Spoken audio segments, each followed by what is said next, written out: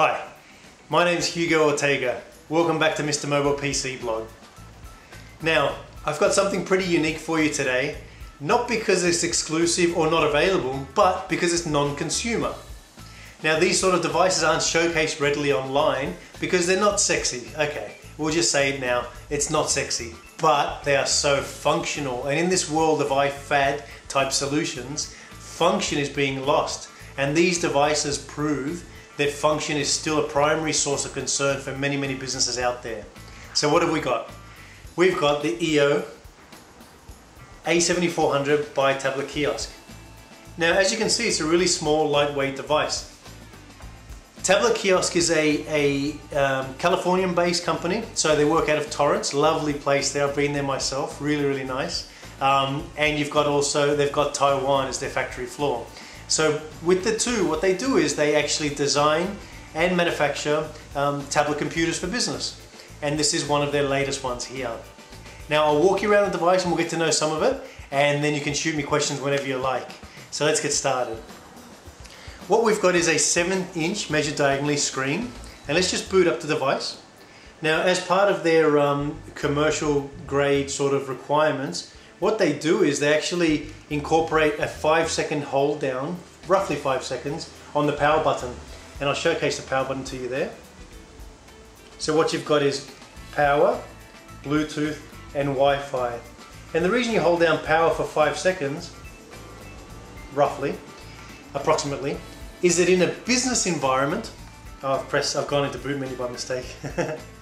in a business environment, you don't want to be hitting the power on and off button by mistake like you would in an iPad. I mean, God knows we all do it every day on our phones. But with these types of devices, on purpose, you want it to be on or off, and the power button is designed that way as well. And you'll see the blue lights are on. We're just rebooting to get out of the boot up BIOS screen, and we'll be back on in a second. Now, it's a lovely touchscreen, and what it is a projective capacitive touchscreen. So for those of you that have watched my video on desktop solutions, and in particular touch screens for desktops, projective capacitive is a fairly new technology, and what it does is it actually, there we are, we're into Windows in less than about a minute. Projective capacitive, what it does is removes that requirement to purely be focused on a finger and allows you to do two things really. One is to use the gloved hand. Now I don't have gloves here. It'd be creepy if I did, wouldn't it? But microfiber cloth that we use to clean the screen. If I put that over my finger, you'll see that I can still access the start menu, for example, and use the touch functions. So you can see there. Now, why does that become effective? Well, if you try that on your iPhone, iPad, you can't actually do that. It won't work. So with these devices, because they're designed to be in a business environment, even in the cold, you know, when people are in the winter in Europe, they need a device they can use with gloves on. And the projective capacitive allows you to do that. The second benefit of ProCap, so projective capacitive has its own little acronym too called ProCap. The other benefit of ProCap is that you can use screen protectors on here and you lose none of the touch qualities as you do when you use screen protectors on some phones and many other, especially Windows-based devices where your control boxes are all so small that you need all the effectiveness of a touchscreen you can, and the screen protectors sometimes block that. With this ProCap device, you don't have that issue. As far as screen brightness is concerned, you can see I've got direct sunlight here, so these are not lights, these are full windows that lead out to a yard out there, and direct sunlight is hitting us, and you can see the screen with direct sunlight is very, very good, still very legible. Now I'll showcase the buttons around the side, but just to quickly show you, you can actually reduce screen brightness with a physical set of buttons and increase screen brightness with the same physical buttons on the left and right here, but I'll show that in a second. Now, speed. You saw the speed at which we booted up. It was really, really good. Now, TabletKiosk has done that with a combination of three things really. So not just one, but three things. First is that they've used one of the latest Atom processors called C2View. Now, C2View, or the N2600 if you're a bit of a geek like me, is a dual core processor, so there's literally two CPUs housed in here working together to bring up that speediness. So dual core processors. Secondly, what you've got is DDR3 RAM, so one of the latest iterations of RAM. And thirdly is the use of solid state disk hard drives. And in this case, you've got a 64 gigabyte micro SATA, which is a PCI Express connection. So a tiny little hard drive housed in here. And it works magnificently. It's actually a Lition hard drive, and it works magnificently when you couple those three together. And what you get is this sort of speed. And to showcase some of that speed, what I'll do is I'll play you actually a 180p video, so full high definition video. And I've chosen today Dark Knight.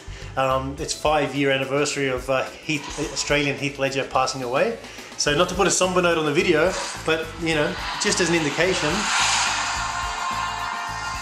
Where do we begin? There's the Dark Knight playing. If I just fast forward to an action bit. Tonight's entertainment. The night is darkest just before the dawn. I promise you, the dawn is coming.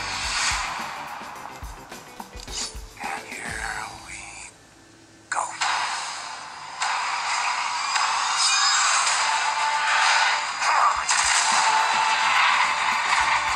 All right, back to the review. We didn't come here to watch Heath Ledger. Now you can see that while on these particular type devices, commercial grade devices, you're not going to sit there and watch video after video. Having said that, it's a great way to showcase just how fast the TabletKiosk device is. Now I'll showcase this a bit later, but if you go to, I'll link to it on my blog, but ruggedpcreview.com, there I've got a great review of the a7400 on there, and they actually quote some benchmarks. And against 6 other Atom-based devices, the TabletKiosk device with the crystal mark test, the overall crystal mark test was almost double that of any other Atom processor that ever tested. So they were wrapped with the speed, and those details are on the website there. 68,000 was the benchmark for the TabletKiosk a7400 if you're interested, and I'll post those online anyway. The last thing I can showcase within the device itself is that they've got two cameras. We'll go into the batteries in a second. So there's the rear-facing camera, and that's obviously looking at the 2 screens over there. Hey! And then you've got the front-facing. So if we go to devices, options, and we face the front, there's me looking at you. You never looked so good, did you? So you've got 2 cameras there, a 2 megapixel on the front and a 5 megapixel camera on the rear, and you can see that just there. So it's a really great set of cameras on there. Now let's walk around the device a little bit. What we've got is ports. Now what have we got? We've got a full Ethernet, so an RJ45 jack. We've got a micro USB port, so full Ethernet, micro USB, headphone jack, microphone jack, and obviously the requirement for business is that multi-card reader, so SD card and so on. As we flip the device underneath, what we've got here is a port replicator port, so that will obviously allow this device to go into a docking station and charge on the fly and receive comms, so you could do more USBs, more Ethernet, AC port, all coming off of a dock connector. As we flip the device again one more time, here's the screen brightness up and down that I was talking about before. This one is interesting. So this one, if I press it now, what we've got is auto rotate happens. So you can see there's actually happened twice because I was just aligning it. But it'll actually rotate according to the gyrometer that's in there, the gyroscope, and know to flip the screen. But sometimes that gets a bit annoying, especially in business. Some apps are designed just to be portrait or just to be landscape. So if we press that one more time, obviously now we're not going to flip. We've got the SAS, which is Control-Alt-Delete, and that's a requirement in tablet computers, so that especially for logging in. So you can, instead of, there's no physical keyboard to press Control-Alt-Delete. So for Active Directory domains, which this computer obviously can connect to using Windows 7 Professional, 32 or 64-bit, because the processor supports 64-bit as well. with the SAS button, you can actually log into your Active Directory domain. As we keep going along, we've got the power jack and a full size, this time, USB 2 port. Now this one here and this one here is actually just a cradle for an over-the-shoulder sort of a satchel carry solution, so you just click those in. Now as we go to the top, we've got the power, Bluetooth and USB and Wi-Fi that I showed you before. We've got ventilation here. Now the good thing about ventilation is that you can hear nothing in here. And the reason you can hear nothing is that there's nothing spinning in there. There's not one spinning component. There's no fan and there's no spinning hard drive. So you've got a silent, 0 decibel if you like, device. That ventilation port utilizes an array of copper pipes that are inside to cool down the device. And I've had this one on for about 6 hours and it's as cool as a cucumber. I don't mean funky cool, I mean cold cool. It's as cool as a cucumber back there. So holding it in your hand becomes very doable. And that's the ventilation port. The last thing we've got is this modularized port. Now this is magnifique, if you like. And the reason I like this so much is you can do a couple of things. You can expand how you use the device. So with things like 3G and other modular systems that the TabletKiosk supply. But if you're in POS, point of sale, and you want to use this to take orders, you can actually attach a card reader. So look at this, look how easy it is. Attached, 2 screws, lock it in, and you've got actually now a mag stripe card reader for taking mobile payments or for processing member cards and membership transactions, for example, at large casinos, gaming environments, and whatever.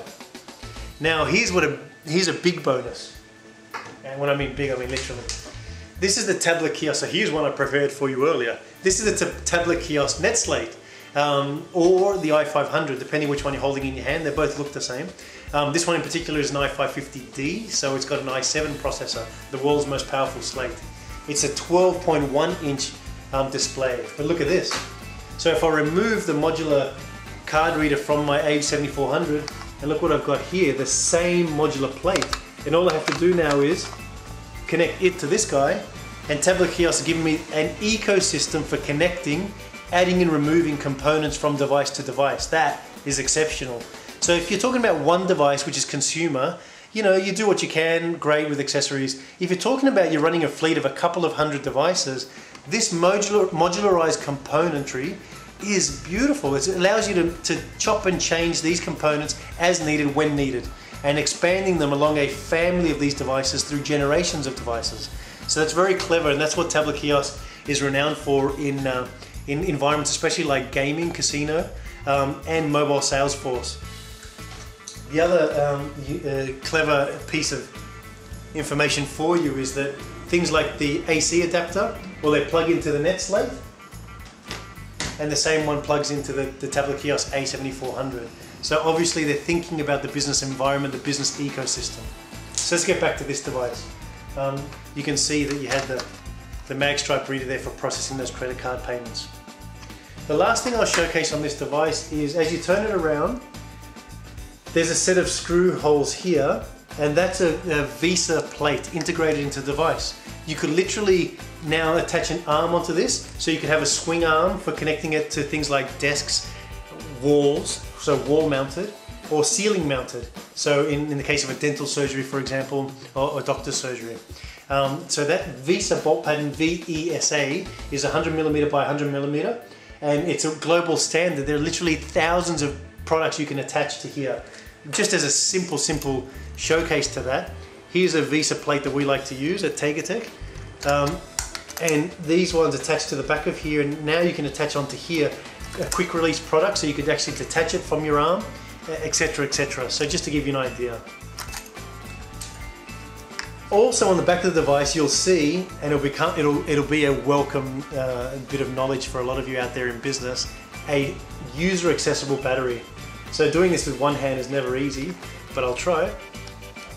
What I can do is I can actually now remove the battery, and look how small that is. So you've got a removable battery.